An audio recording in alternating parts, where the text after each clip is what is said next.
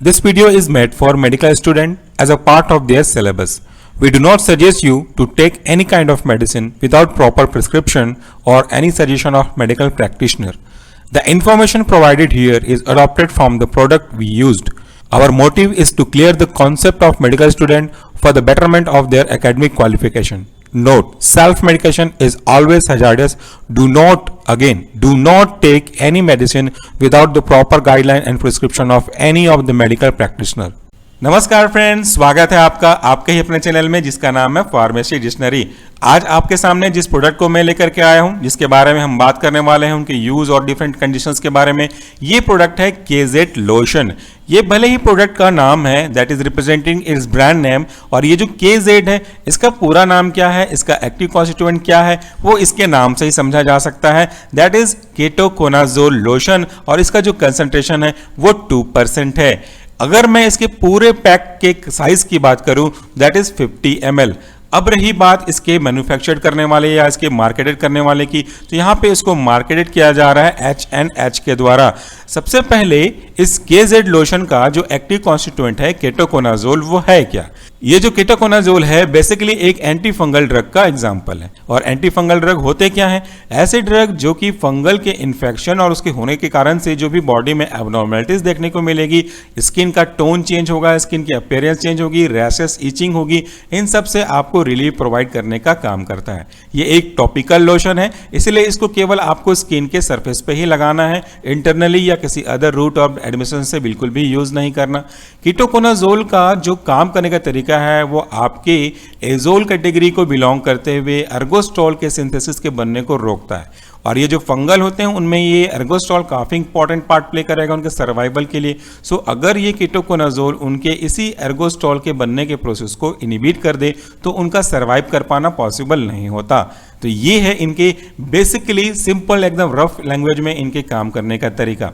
अगर आप इसका पूरा एक्सप्लेनेशन डायग्राम के साथ मैकेनिज्म ऑफ एक्शन देखना चाहते हैं तो हमारे पेरेंट चैनल सोशल फार्मेसी में जाकर विजिट कर सकते हैं। अब इसके अगर कंटेंट की या इनकी कंपोजिशन के बारे में बात करें तो बेसिकली इसमें ज़्यादा कुछ है नहीं। ये जो केटोकोनाजोल है उसका 2% वेट बाय वॉल्यूम यूज़ किया गया है, लोशन के बेस के लिए यूज़ किया गया है काफ़ी सारे इंग्रेडिएंट को जो कि इनर्ट हैं, और उनका जो इंग्रेडिएंट है वो क्वांटिटी सफिशिएंट के हिसाब से है।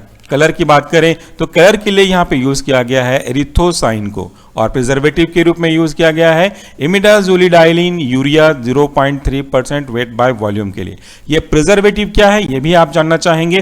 प्रिजर्वेटिव बेसिकली एडिटिव या आपके एक्सिपिएंट के अंदर की कैटेगरी के रखे जाते हैं। प्रिजर्वेटिव को ब्रेक करेंगे तो हमारे पास एक कंसेक्यूटिव मीनिंग होता है कि ऐसे एजेंट जो कि आपके उस सैंपल को प्रिजर्व करने के लिए काम करेंगे जिसके अंदर या जिसके साथ आपने उसको यूज किया है। सो यहाँ पे इस क्रीम बेस में ketoconazole men active pharmaceutical ingredient के रूप में यूज किया गया है। सो यहाँ पे जो प्रिजर्वेटिव है वो आपके इसी केटोकोनाजोल के डिग्रेडेशन को प्रिवेंट करके रखेगा जब तक कि इसकी एक्सपायरी डेट नहीं आ जाती। इसको एक्सटर्नली ही यूज करना है and to be use only under the medical supervision. कब, कहाँ, कैसे, किस जगह यूज करना है वो आप एक बार अपने डॉक्टर से सलाह जरूर ले लें। वार्निंग की बात करें तो देखिए, to be sold by retail on the prescription of a registered medical practitioner only. मतलब इसको आपको भी सेल्फ खरीद करके आपके स्किन के किसी भी पार्ट पे अप्लाई नहीं करना है, ये चीज आप ध्यान रखिएगा। Store in cool dry dark place at a temperature not exceeding 25 degree centigrade but do not freeze, keep away from children। एक स्टूडेंट ने हमसे कमेंट भी किया था कि बिलो 25 डिग्री सेंटीग्रेड मतलब रेफ्रिजरेशन, तो उसकी एक अलग स्टैंडर्ड क्राइटेरिया बाइफर्गेशन है। Below 25 degree centigrade doesn't mean कि इसको आपको फ्रिज में रखना है। Store in cool dry and dark place कहने का मतलब क्या होता है? अगर इसे आप ह्यूमिडिटी में रखेंगे, एक हॉट टेम्परेचर में रखेंगे, तो इसके अंदर के जो बेस हैं वो मेल्ट हो सकते हैं और धीरे धीरे जो ड्रग की एफिकेसी है वो भी डिटोरिएट हो सकती है। इसीलिए इनको अपने को इस मेंशन्ड कंडीशन में रखना होता है। यहाँ पे मैन्युफैक्चर्ड के बारे में बात करूँ तो मैंने आपको शुरू में कहा कि HEBA फार्मास्यूटिकल्स के द्वारा ये मैन्युफैक्चर्ड किया गया है, जबकि H&H के द्वारा इसको मार्केटेड किया जा रहा है। सो ये कुछ बेसिक इंग्रेडिएंट हैं जो उनके काम करने के तरीकों को एक्सप्लेन करते हैं। एक्सपायरी डेट हमेशा चेक करिएगा, बैच नंबर हमेशा चेक करिएगा क्योंकि वो बहुत ही इंपॉर्टेंट है।